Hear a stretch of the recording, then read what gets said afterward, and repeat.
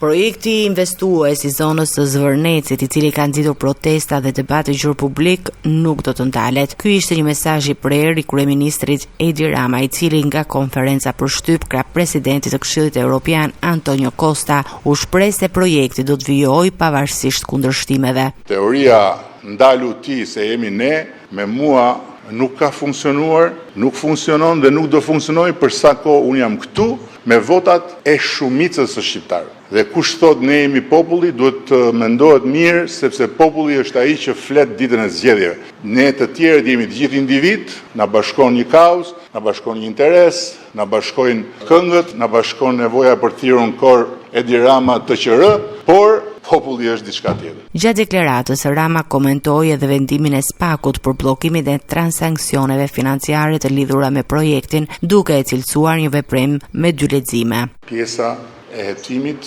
mbi origjinën e një pasurie. Është e mirë se ardhur dhe unë e nxis këtë hetim.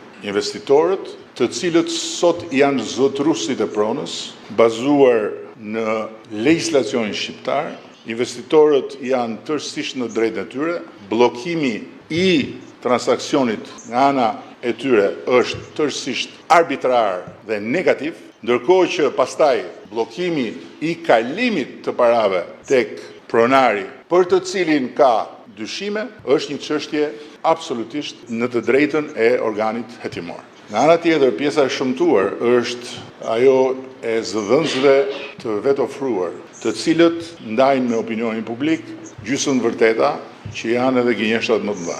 Kryeministri solli si shembull rajonal modelet e Costa Navarino në Greqi dhe Porto Montenegro, duke argumentuar se investime të tilla sjellin zhvillim ekonomik dhe turistik afatgjat. Costa Navarino në Greqi, që u kundërshtua e u bë copash, ka gjeneruar 3.5 miliard euro ndikim në atë rajon.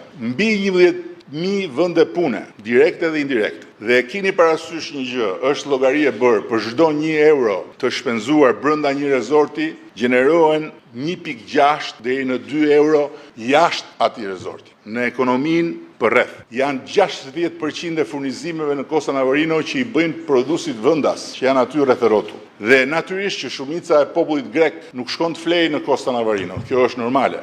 Por mira grek të zakonshëm jetojnë prej Costa Navarinos dhe ndërkohë populli grek përfiton nga të ardhurat që sjell Costa Navarino. Ka shumë të tjera, por turizmi në Maldive gjeneron 40% të prodhimit përgjithshëm kombëtar, nga të cilat 25% që janë ekonomia e atij vendi vijnë nga rezortet luksoze.